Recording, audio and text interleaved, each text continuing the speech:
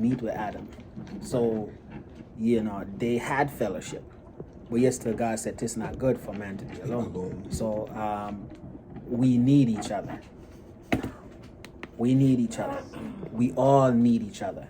But we have to learn to work within the confines of how we need each other. So God created sexual love to be expressed in marriage between husbands and wives, man, woman. He also created us to be connected to friends, filios, right? So we are to live in a community.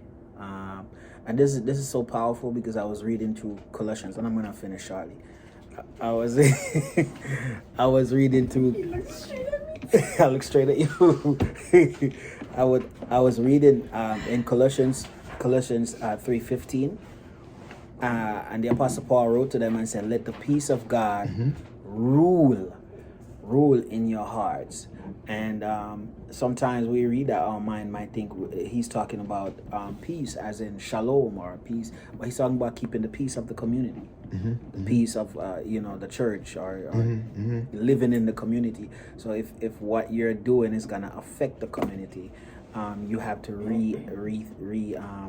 sit back and think some more before you take action. Wow. You understand? Because it affects the entire community, and that is something that a lot of us do not consider. We do not consider that. We don't consider that it's going to disrupt the unity of the body or the unity of the marriage. Relationship. Right. And all three words are still in play here. Interchangeable. Right. So we need each other, and we need to have that understanding and work within those boundaries. So it makes no sense for us to trivialize these three words, or should I say feelings, or operating within these three boundaries. But the agape, God, go ahead. I'm sorry. One thing that love is not a feeling. Love is not a feeling. And if you use the American definition of love, then you will get feeling involved in it. Because there's only, like I said, there's only one word that we use to describe in English many things. We use love for like, we use love for sexual things, we use love in the context of marriage, we use love in the context of a vehicle and our clothing, we use love in all that way, right? So love is really not a feeling, though. Love in reality is a choice, right? So God chose to love us by sending his only begotten son.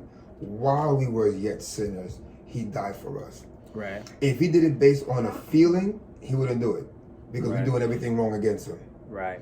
But he says, I'm not going to go by my feeling. I'm going by a choice. I'm choosing to do this because this is who I am. This is what I want to do.